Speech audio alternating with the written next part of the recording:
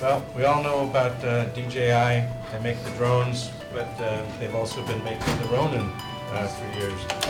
And we have Stuart Crim's going to tell us about those, and Patrick Moynahan is going to demonstrate. So take it away, guys. Thanks. So as you said, Stuart, this is Patrick. So we work out of our office in Burbank, mostly working with film and television professionals. So how many of you are familiar with the Ronin 1? Okay, so a fair amount. So we want to just tell you a little bit about our new Ronin 2. So it's a product that just came out. It's not available quite yet, and we've basically upgraded the Ronin 1 in almost every way. We also make, of course, drone products, and we have the Osmo, but we're just going to tell you a bit about the Ronin 2. So right now, we've got a C200 on it, which is kind of at the low end of the spectrum of what this thing can hold. The biggest characteristic of this product is that it can take up to a 30-pound capacity. So you can put up to Alexa Minis, you can put RED cameras, FS7, matte boxes, whatever else you need to do.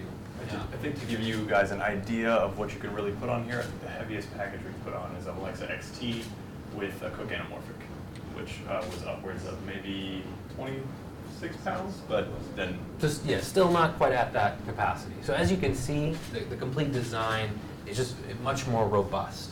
So due to it being much more powerful, it's also much more forgiving as far as balancing. So one of the one issue that some folks had with the Ronin 1 was balancing.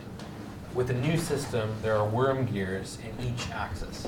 And also with markings, so you can see exactly where you are and do the same thing every time if you needed to do that. Also, each axis will lock.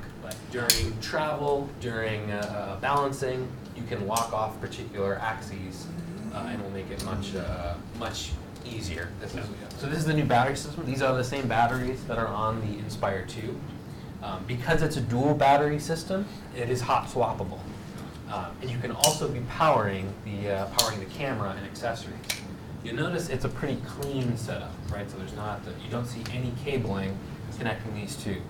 All of it goes through the Ronin through the slip ring right in here. So we make cables for RED, for ARRI, and I believe we're looking at a few others, and those will come with the system. So we've announced the pricing. It's going to be $7,000, which will be for everything, well, minus the ready rig, but everything you see, all the cables you would need, extra batteries, so it's all there.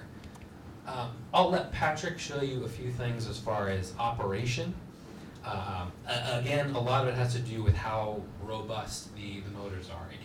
You can actually be traveling with this up to 75 miles per hour. So you're seeing it handheld. That's one way to use it.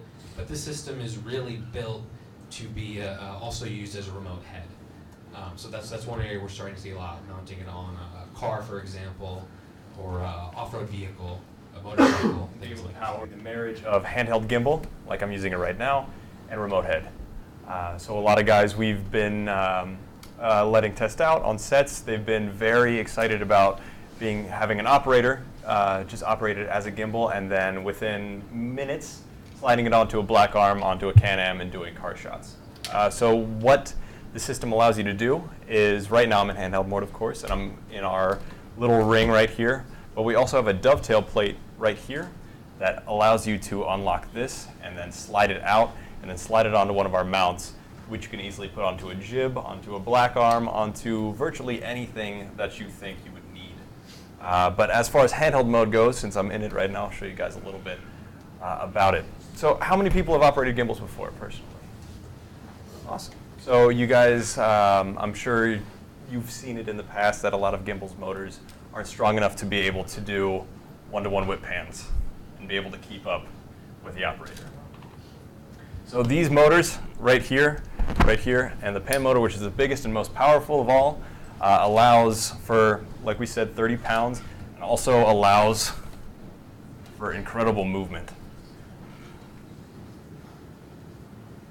So that doesn't mean just quick movement, that also means nice, slow, feathered finesse movement as well. So right now we're in underslung mode. You can also do overslung mode. As easy as that. So also our system was made to be easy and be able to power everything off of the Ronin 2. So we have, I'll show you guys back here, a handful of power ports. So right now we have our 14.8 volt camera dedicated power, and then we have this box right here, which is all 14.4 volt powers to power your Teradeks, your MDRs, your whatever you're going to be having hard mounted to the camera right here. We also have a couple power ports up here, 14.4 volt power ports that I'm actually using to power my monitor, or if you're top mounting a Teradek or anything that you'd be top mounting up here, it can be able to power. As you guys can see, there's no cables, just like magic. So for SDI, we have this nifty little box back here. So my SDI signal is going into this box, and with an internal 3G cable going through this slip ring up here that Stuart mentioned earlier, and then coming out of this little SDI port going straight into my monitor. So I don't have any cables getting in my way when I'm operating, which is very nice.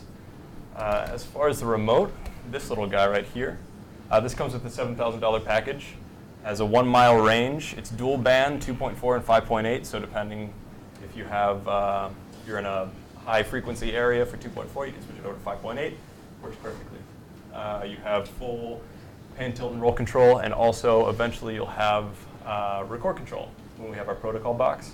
And Red was also kind enough to give us their protocol control, and you'll be able to access camera functions through the back here, as well as all the gimbal functionality through this little LCD screen. That's another big improvement in that, before on the Ronin 1, you were using the app to do all of your settings. Here, you can still use the app, but predominantly you'd be using that back screen. And then one other note on operations. So, okay, you see, the way we have it set right now is so that he is in control in follow mode. There's also the joystick, but you'll also be able to use third-party controllers. So one big benefit for folks in the camera operators and whatnot are using with wheels. So we've actually used these with Klassen wheels, with Alpha wheels, and there will be other ones as well. So folks who do not want to be using joysticks, that's another option. So yeah, in short, I mean, this is a package built for large camera packages, highly versatile, and pretty easy to use and fast on set.